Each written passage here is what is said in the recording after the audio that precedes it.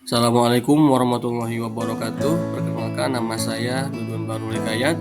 Saya dari SMP 1 Atap Rawasari, calon guru penggerak angkatan 10 Kabupaten Purwakarta tahun 2024. Pada kesempatan ini, Bapak Guru Ibu hebat, saya akan memaparkan atau saya akan membuat sebuah refleksi dan kesimpulan tentang pemikiran Ki Hajar Dewantara atau konsep pendidikan Ki Hajar Dewantara.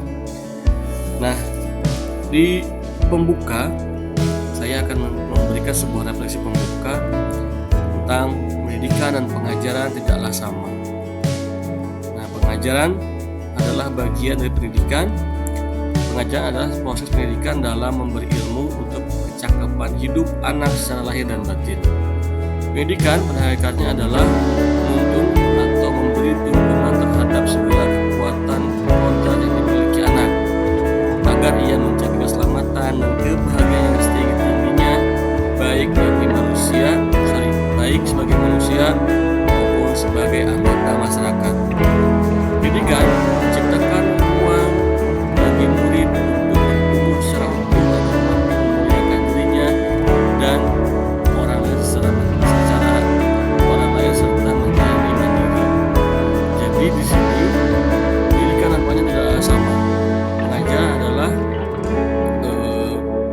adalah unsur yang ada pada pendidikan itu sendiri. Jadi pendidikan adalah sebuah rumah, pengajaran adalah sebuah unsur yang ada pada pendidikan itu sendiri.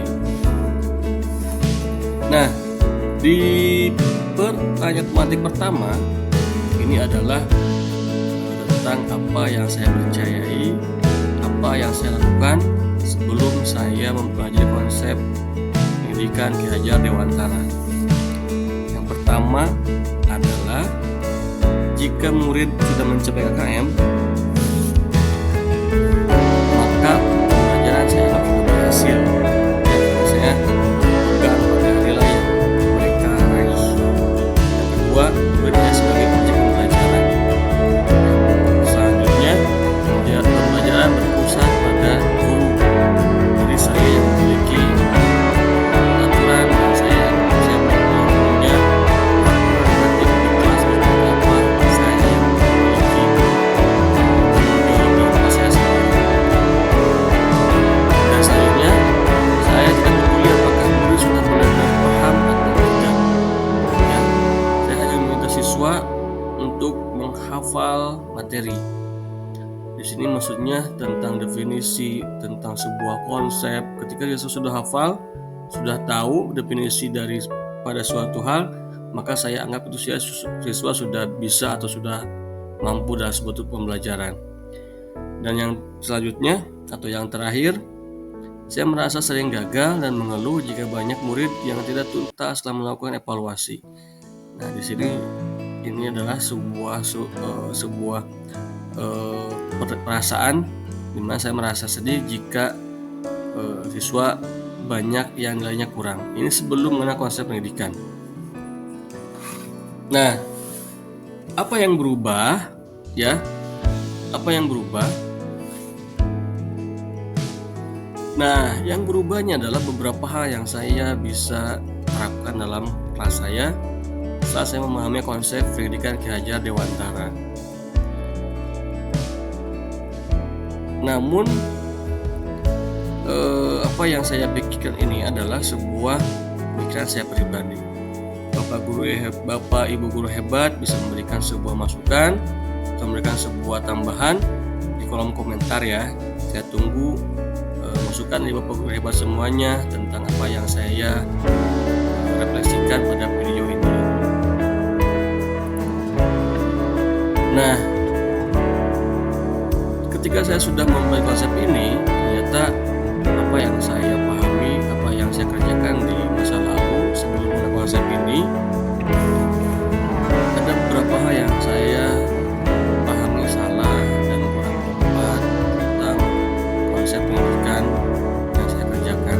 Nah, saat saya mempelajari konsep pendidikan Ki Hajar Dewantara pada buku ini, pemahaman saya mengalami perubahan pertama adalah selalu saya melakukan proses pembelajaran secara menyeluruh, ya, karena aspek itu adalah ada kognitif, afektif, psikomotor, spiritual, sosial, dan budaya. Itu yang saya rubah, tidak hanya tentang kognitif saja, ya, atau pengetahuan saja. Terus yang saya rubah adalah murid sebagai subjek pembelajaran, ya. Nah, maksudnya adalah murid memiliki kebebasan berekspresi, mengungkapkan pendapat, dan berkreasi sesuai dengan metode atau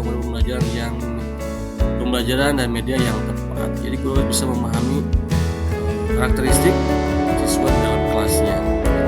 Guru harus bisa sebagai atau menjadi fasilitator dalam proses pembelajaran.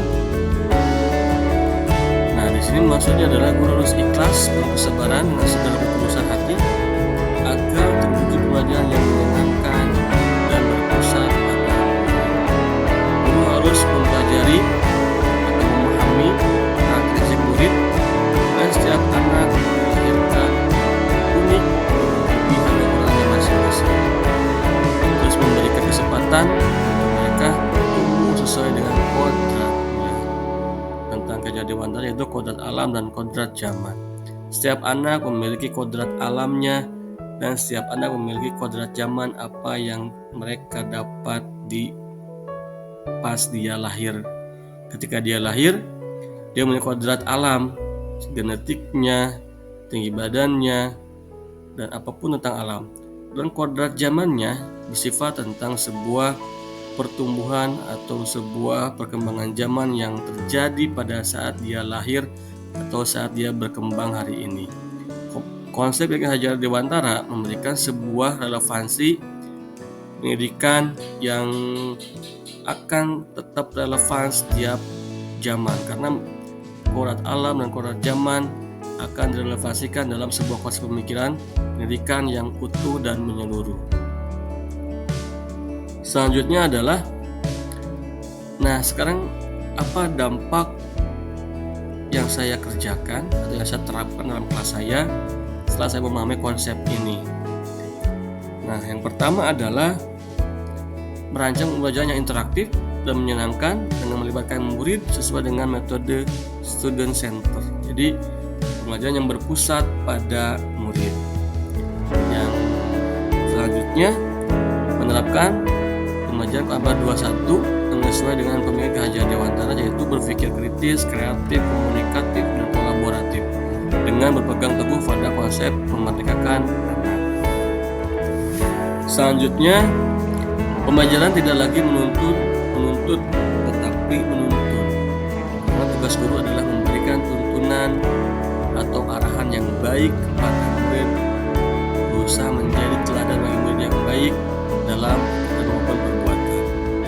Dan yang terakhir, mengenai karakter dan latar belakang murid dengan menjalin komunikasi yang baik. Di sini adalah kita tetap harus berpegang teguh pada guru sebagai fasilitator yang baik. Mereka yang menjadi subjeknya, kita hanya menjadi fasilitator, penuntun, dan memberikan arahan apa yang mereka miliki, bakatnya, minatnya, karakteristik pembelajarannya. Kita harus bisa menuntun itu dan menjadikan mereka sebagai subjek bukan objek pembelajaran. Dan terakhir kita masuk ke kesimpulan. Kesimpulan yang saya tuangkan di sini adalah pendidikan adalah menuntun anak sesuai dengan kodrat alam dan kodrat zaman, dan dapat berkembang sesuai minat dan bakat sesuai itu sendiri. Pendidikan bukan hanya transfer ilmu akademis saja, namun perlu penanaman bakat yang baik, dan pendidikan sejatinya adalah dapat menghamba pada siswa. Itu kesimpulan yang saya tuangkan di sini. Sekali lagi, jika ada masukan, ada koreksi, silahkan komentar di video ini. Semoga Bapak Ibu hebat semuanya bisa berkolaborasi, bisa berkembang bersama, bisa maju bersama. Dan terakhir, saya ucapkan terima kasih Bapak Guru Iba, Bapak Ibu Guru hebat. Wassalamualaikum warahmatullahi wabarakatuh.